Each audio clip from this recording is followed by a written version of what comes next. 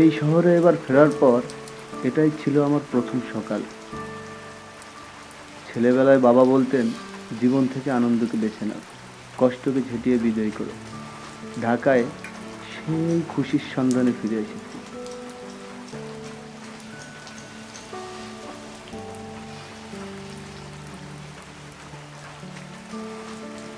আবিরের সঙ্গে ওটাই ছিল আমার প্রথম দেখা। কালো মায়াভরা চোখ। ওই সকালে ছেলেটাকে দেখা মাত্র যেন আমি বাবার মতোই ওকে বিচার করতে শুরু করি।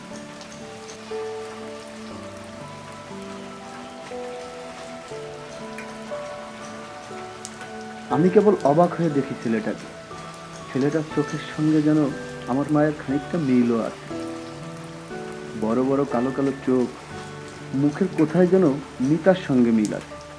এই ছেলেটা যেন আমার নিজেরই। যেন ঘুম থেকে উঠেই জানলাম আমার একটা ছেলে আছে, আমার আর মিতার একমাত্র ছেলে।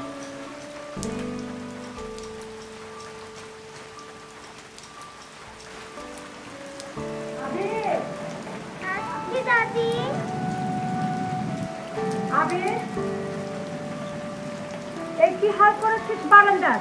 কত ছাড়া চল চল। কাশেম, কাশেম, বারান্দাটা মুছে ফেলে দিয়ে যা। তুমি হক সাহেবদের বাসায় নতুন এসেছো নাকি? এই তো কাল আসলাম। হক সাহেবদের ভাইদের নাতি নাকি তুমি? না, আমি ওনার মেয়ের জামাই এমদাদ। মিতার জামাই তুমি? কি যে হয়ে গেল মেয়েটা শুনে। সময় করে একদিনে চলে এসো। আবির, আসছি দাদি। তোমার সঙ্গে কে কে আসছে? কে আসছে? দাদি বা তোমার বাবা মা। তুমি কি একা একা থাকবে নাকি? আবির, আসছি দাদি।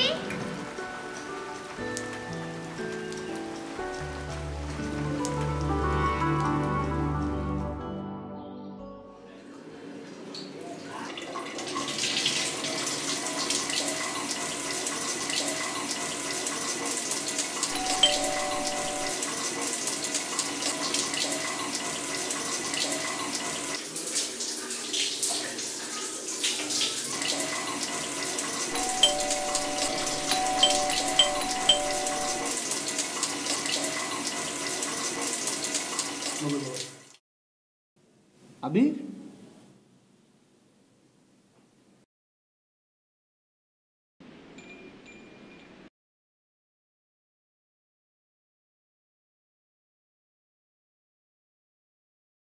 খবর আবির?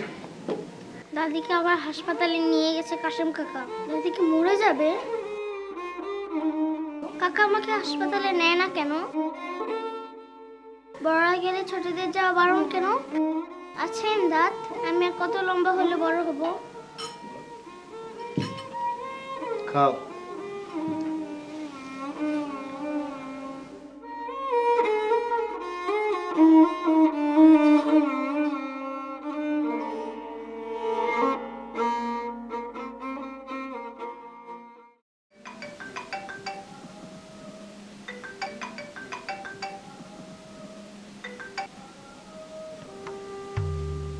হ্যালো কাশেম, খালাম্মার কি অবস্থা এখন? সুবিধার মনে হচ্ছে না ভাইজান। আল্লাহ আল্লাহ করেন এবার মতো যেন ভালো হয়ে যায়। এইমাত্র আইসিইউতে ঢুকাইলো। তুমি আবিরের মাকে জানিয়েছো? জানা কোনো লাভ নাই, সে তার সংসার নিয়ে মহাব্যস্ত। খালি খালি ফোন করে ফোনের বিলটাই নষ্ট হইল। ওর বাবা? সে তো খালাম্মার কথা শুনলে আরো বিরক্ত হয়। খালাম্মা অসুস্থ শুনলেও বিরক্ত, সুস্থ হয়ে ফোন দিলেও বিরক্ত। না ঠিক আছে, আবির আমার কাছে আছে, চিন্তা করো না। জি ভাইজান।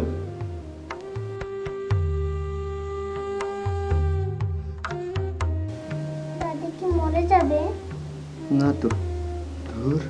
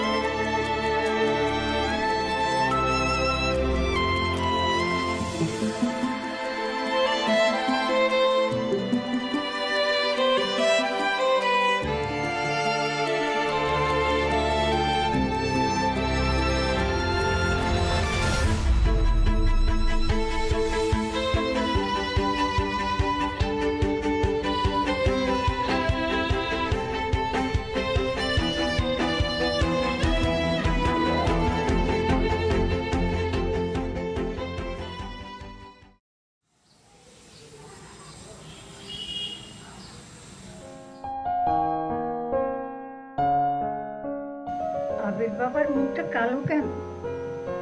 কাশেম কিছু বলেছে? হ্যাঁ, ও দাদি একদিন বাড়ি আসে নাই বলে বাবা রাগ। দেখি দেখি মুখটা দেখি, দাদির দিকে তাকাও। কিছু না, আসছি দাদি।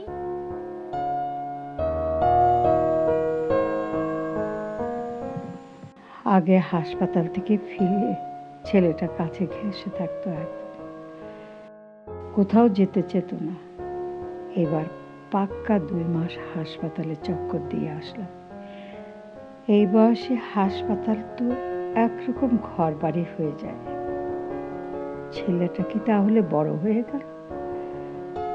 এবার কাশেমকেও জ্বালায়নি, বড়ই হয়ে গেল ছেলেটা।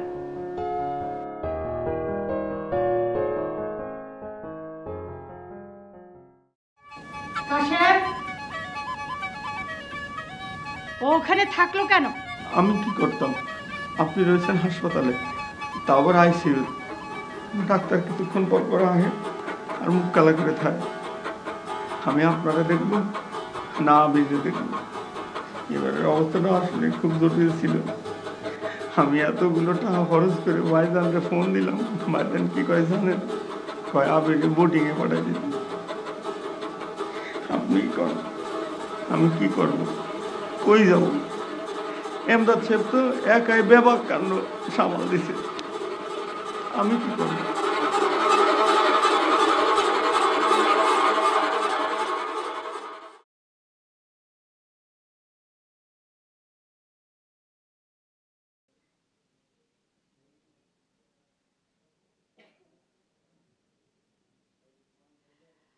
আবেগ, আবেগ, আইসক্রিম খাবে? আমি তো বাইরে যেতে পারি না। কাশিমকে নিয়ে সামনের লাইব্রেরিতে গিয়ে কটা বই কিনে দিক। কি হলো? বাবা নাকি আমাকে নিয়ে যাবে, আমাকে নাকি বোর্ডিং স্কুলে যেতে হবে, আমি নাকি তোমার কাছে থাকবো না, নয়তো নাকি আমার সঙ্গে যাবো না। সবার বাবা মা তো বাচ্চাদের সঙ্গে থাকে, আমার বাবা মা কেন আমার সঙ্গে থাকে না?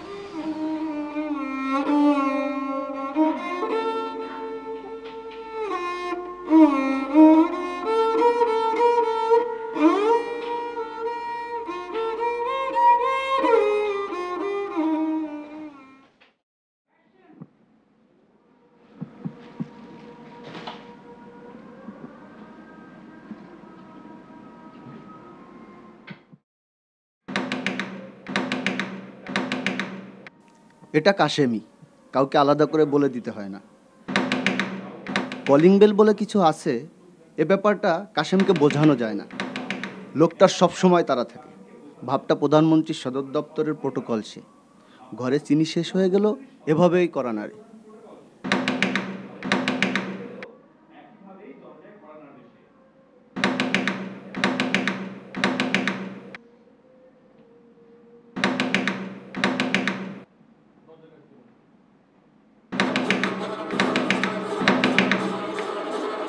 দাদি নিয়ে হাসপাতালে যাই, অবস্থা ভালো না। অ্যাম্বুলেন্স দেখতে পাঠাইছি। আপনি একটু আবেগে দেখেন। এলাম সাবিটা এলাম। হ্যালো কাশেম। কালাম্মা নাই ভাইজা। আমি ওর বাবা নিচে আসতেছি। দাদির দিন যাবে, আপনি জানি বোর্ডিং স্কুলে ভর্তি করাবে। কারণ আমি কি করবো?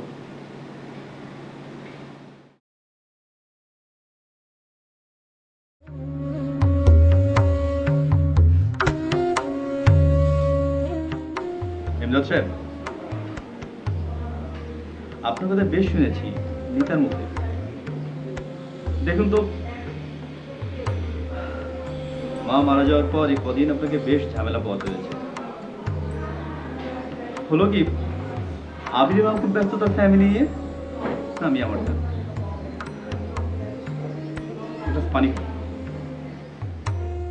সবসময় ছেলেটা আমার কাছে জানতে চাইতো তার বাবা মা কোথায়, ওরা দেখতে কেমন, ওরা আসে না কেন। ওর নিষ্প্রভ চাউনি দেখে বুঝি সে আগ্রহ হারিয়ে ফেলেছে। বুঝে উঠতে পারি না কি করব। আমি মিতাকে হারিয়েছি বিয়ের মাত্র কদিন পরই। বাবাও চলে গেছে অনেক আগে। মায়ের স্মৃতি প্রায় হারাতে বসেছি, কিন্তু বেঁচে থাকার আশা হারাইনি। আমার জীবনের আনন্দ শেষ হয়ে যায়নি। আমি আবিরকে নিয়ে যাচ্ছি। অনেক কষ্ট করলেন। কাশিম কাকু যাবে না? আবির, গেটস রেডি ফাস্ট।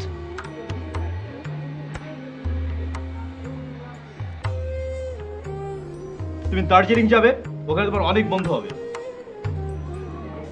ওর ফিউচারটা সিকিউর করলাম আর কি।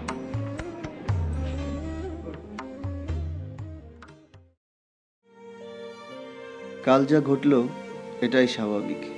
এর আগে যা কিছু ছিল সেটাই অনিয়ম। আবিরের প্রতি আক্ষরিক অর্থে আমার কোনো অধিকার নেই। একথা মনে করে আমি নিজেকে কি বোঝানোর চেষ্টা করছি, নাকি পরিস্থিতি বোঝার চেষ্টা করছি? আমি দ্বিধান্বিত। চাইলেও আমার হাত বাঁধা। সৃষ্টিকর্তা কাউকে সব দেন, আবার কারো কারো হাতে কিছু দেওয়ার মতো এতটুকু শব্দও পান না। বাবা বলতেন এটা অনিয়ম না, সৃষ্টির বৈচিত্র্য। তবে সত্য এটাই, বাচ্চাটা চলে গেল। আমি ফের একবার আগের জীবনে ফিরে আসলাম।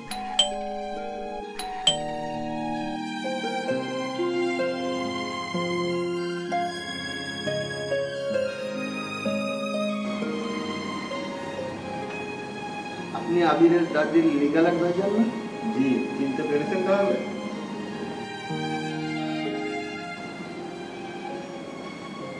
কিন্তু আবিরের বাবা? আমি? এটা আপনার। আবিরের দাদি বেঁচে থাকতেই কাজটা করে দিয়ে গেছে।